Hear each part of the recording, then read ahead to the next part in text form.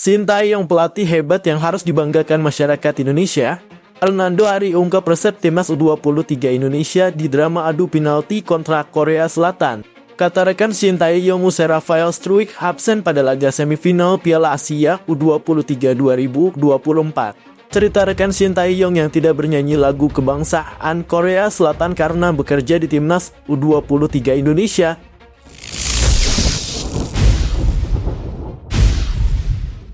Sintayong pastikan akan terima perpanjangan kontrak dari PSSI. Sintayong berhasil membawa timnas U23 Indonesia lolos ke semifinal Piala Asia U23 2024.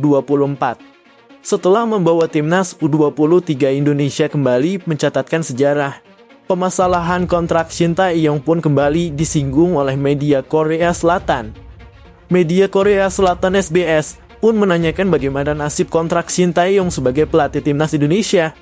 Menanggapi hal ini, pelatih berusia 53 tahun tersebut menekankan bahwa tak ada masalah dengan kontraknya.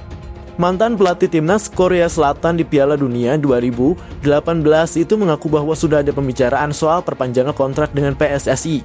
Walaupun ia mengakui memang belum ada tanda tangan perpanjangan kontrak. Akan tetapi, sudah ada pembicaraan yang bagus dengan Ketua Umum PSSI Erick Thohir terkait kontraknya.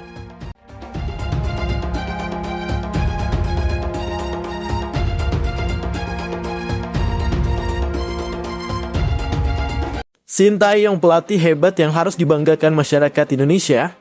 Hadirnya Sintayong membuat sepak bola Indonesia meningkat, terutama di level tim nasional.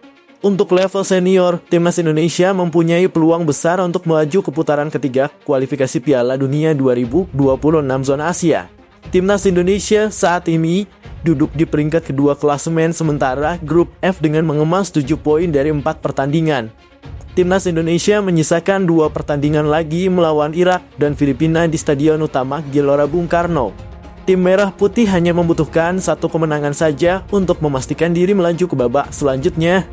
Sebelumnya, Sintayong juga sudah sukses membawa timnas Indonesia melaju ke babak 16 besar Piala Asia 2023.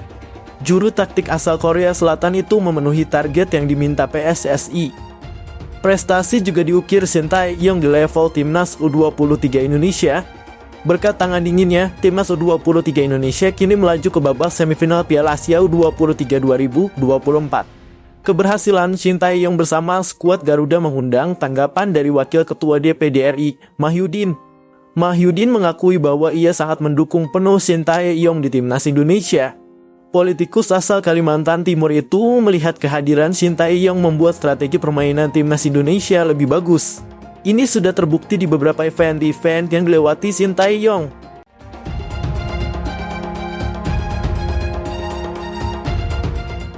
Hernando Ari ungkap resep timnas U23 Indonesia di drama adu penalti kontra Korea Selatan.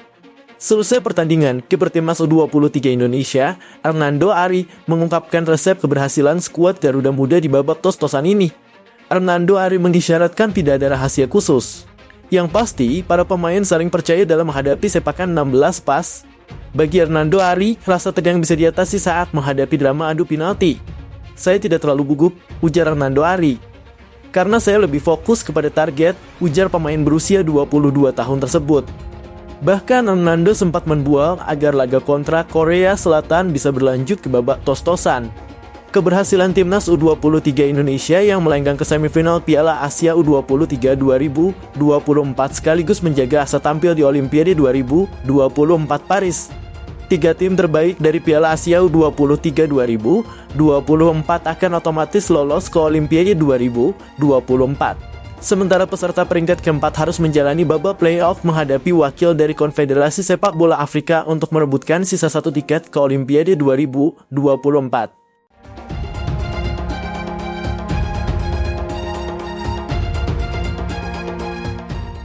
Kata rekan Sintayong, Muse Rafael Struijk absen pada laga semifinal Piala Asia U23 2024. Rafael Struijk harus menjalani hukuman akumulasi kartu kuning yang sudah ia dapatkan dalam 2 pertandingan. Kartu kuning itu ia dapatkan saat timnas U23 Indonesia menghadapi pertandingan melawan Yordania dan Korea Selatan. Atas sanksinya itu, Rafael Struijk harus absen dalam pertandingan semifinal Piala Asia U23 2024. Pemain keturunan itu hanya absen dalam satu pertandingan saja. Nova Arianto melanjutkan, tim pelatih timnas U23 Indonesia tidak terlalu meresahkan absennya Rafael Struijk. Pasalnya, masih ada beberapa pemain yang bisa diturunkan pelatih timnas U23 Indonesia, Shin Tae-yong. Shin Tae-yong masih mempunyai dua striker yang bisa bermain menggantikan Rafael Struijk. Kedua pemain itu adalah Hoki Caraka dan Ramadan Sananta. Yang pasti kami bersyukur bisa sampai sejauh ini. Sayangnya Rafael Struijk tidak bisa tampil di laga semifinal nanti. Pastinya kami akan persiapkan opsi-opsi terbaik dalam pertandingan nanti. Kami percaya siapapun yang diberi kesempatan pasti akan memberikan yang terbaik, ucap Nova Arianto.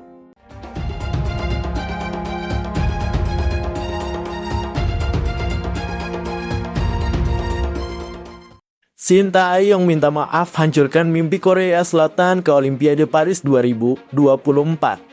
Meski menyayangkan negaranya tidak dapat tampil di Olimpiade, di sisi lain Shin Tae-yong juga berusaha membawa timnas Indonesia U23 raih hasil manis. Timnas Indonesia U23 secara mengejutkan berhasil kalahkan Korea Selatan U23 di babak perempat final Piala Asia U23 2024. Skuad Garuda Muda singkirkan skuad muda Taguk Warriors. Hasil ini membuat Korea Selatan U23 harus tersingkir dan dipastikan absen main di Olimpiade 2024 Paris. Padahal, mereka tidak pernah absen untuk tampil di Olimpiade sejak edisi 1998. Tapi sekarang, rekor apik mereka harus dipatahkan oleh timnas Indonesia U23 yang dipimpin oleh sosok Shin Tae-yong.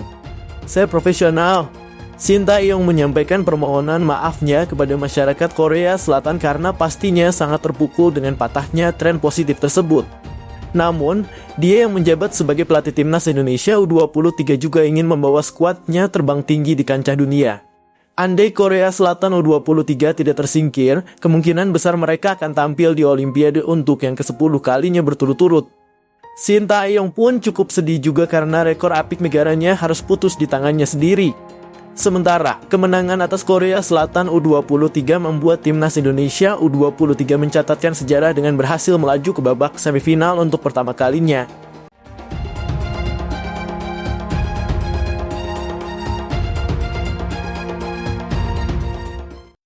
Cerita rekan Shin Tae-yong yang tidak bernyanyi lagu kebangsaan Korea Selatan karena bekerja di timnas U23 Indonesia. Staf pelatih timnas U23 Indonesia, Yoo Jae-hoon, mengakui bahwa ia tidak ikut menyanyikan lagu kebangsaan Korea Selatan. Hal tersebut karena saat ini ia sedang bekerja untuk timnas U23 Indonesia.